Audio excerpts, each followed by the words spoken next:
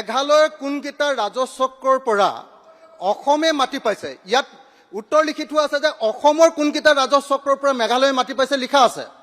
মেঘালয় কোনকেইটা ৰাজচক্ৰৰ পৰা অসমে মাটি পাইছে কাৰণ তেখেতে কৈছে যে আমি দিছো আৰু লৈছো ইয়াতো কতো মেঘালয়ৰ কোনো ৰাজচক্ৰৰ নাম নাই অসমৰ ৰাজচক্ৰৰ মাটি দিয়াৰহে নাম আছে ইয়াতে গোটেইখিনি অনাৰেবল মিনিষ্টাৰে ক'ব এতিয়া মাননীয় আপুনি আছে যদি আছে নাই যদি নাই মাননীয় অধ্যক্ষ মহোদয় ইয়াত স্পষ্টভাৱে দেখুওৱা হৈছে মই জাষ্ট এটা উদাহৰণ দিছো কামৰূপ জিলাৰ বকুৰ ঠাই নাম কেইটা আছে তাৰাবাৰী গিজাং আৰু বকলাপাৰা এতিয়া বিবাদমান ভূমিৰ পৰিমাণ অধ্যক্ষ মহোদয় তাৰাবাৰীৰ 4.69 সেই তাৰাবাৰীত এৰি দিয়া ভূমিৰ পৰিমাণো 4.69 এটো কোনো আমি লোকদান কৰা নাই আৰু গিজাং অধ্যক্ষ মহোদয় তেখেতে বিচাৰিছে কি মেঘালয়ৰ পৰা কিবা আছে নেকি মেঘালয়ৰ পৰা কিমান পালো এটো লাগে না মই কৈছো মেঘালয়ৰ পৰা এটো সব অসমৰ পৰা আছে আপুনি শুনক গিজাঙত বিবাদমান ভূমিৰ পৰিমাণ 13.53 কিন্তু এৰি দিয়া ভূমিৰ পৰিমাণ 2.90 আৰু আমি পাম 10.63 বকলাপাৰাত বিবাদমান ভূমিৰ পৰিমাণ 3.51 আৰু এৰি দিয়া ভূমিৰ পৰিমাণ 3.21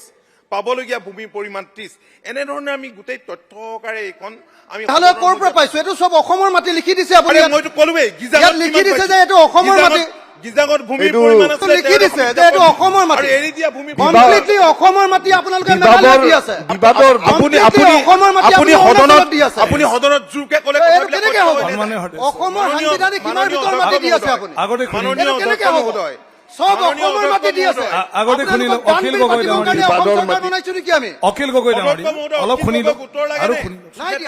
দি আছে মই ৰিপ্লাইটো দি আছো আপুনি শুনিবলৈ আপোনাৰ ধৈৰ্য নাই অলপ শুনিলো আপোনাৰ অখিল গগৈ কেনেকৈ ধৈৰ্য ৰাখিম অসমৰ মিছা কথা কৈ থাকিলে কেনেকৈ ধৈৰ্য ৰাখিম প্লিজ আৰু এই অখিল গগৈয়ে সদনৰ মজিয়াত যিমান ডিষ্টাৰ্ব কৰিছে যোৱা দিনবিলাকত অসমৰ ইতিহাসত হয়তো কোনেও ডিষ্টাৰ্ব কৰা নাই ইমান অতিপ্ত আত্মা এখেতক উত্তৰ দি কোনো সন্তুষ্টি আপুনি দিব নোৱাৰে ছাৰ মই দিব নোৱাৰো কোনো ইয়াৰ দিব নোৱাৰে গতিকে ক'বলগীয়া কথাখিনি ক'লো আৰু মই ভাবো যে এই কথাখিনি ইমান স্পষ্ট কৰি মেঘালয়ৰ পৰা কিমান মাটি পাইছো এটো কৈ দিলে হৈ গ'ল গটে ডিসপুট আছে মেঘালয়ৰ পৰা কিমান মাটি পাইছো আমি সব অসমৰ পৰা পোৱা মাটিবিলাকৰ নামহে দিছে ইয়াতে চক আপুনি চক ৰাজচক্ৰৰ নামটো দি দিছে বকু ৰাজচক্ৰটো মেঘালয়ৰ অখিল গগৈ ডাঙৰীয়া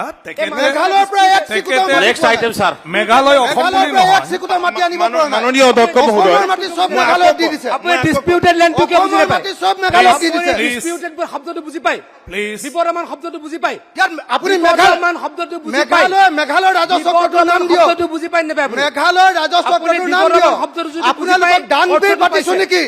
অসমৰ মাটি দি দিব কাৰণে আপোনালোকক দানবীৰ পাতিছো নেকি বিপৰমান শব্দটো বুজি পায় আপোনালোকক দানবীৰ পাতিছো নেকি অসমৰ মাটি দি দিব কাৰণে মাননীয় অধ্যক্ষ মাটি দিব মেঘালয় পাতি দিব এটো কেনেকৈ হ'ব অসমৰ মাটি দিব কাৰণে এটো মাননীয় অধ্যক্ষ মহোদয় আপুনি ভালদৰে সব সাংবিধানিক মাটি আপুনি বহক মই সব মাটি প্লিজ মই কৈ আছো সন্মানীয় সদস্যগৰাকীক কওক মই ডিটেইলছত কৈ আছো আৰু কম নহয় মই উত্তৰটো এটাই লাগে মেঘালয়ৰ পৰা কোনটো মাটি পালো মই কম ৰাজচক্ৰটোৰ নাম কওক ৰাজচক্ৰটোৰ নাম কওক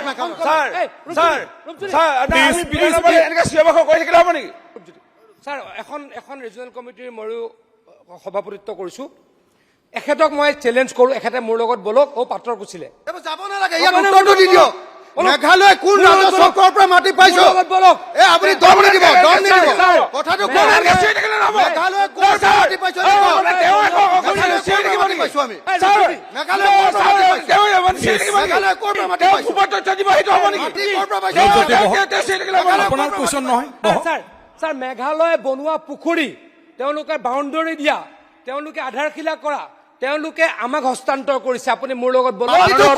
মই দেখাই দিয়া নাই কিয় ইয়াত দিয়া নাই কিয় মাননীয় অধ্যক্ষ মই আমাৰ কোৱেশ্যন আহিব গতিকে মানুহ নষ্ট কৰি আছে কোনটো মাটি ইয়াত দিয়ক মই কৈ অসমৰ মাটিটো প্লিজ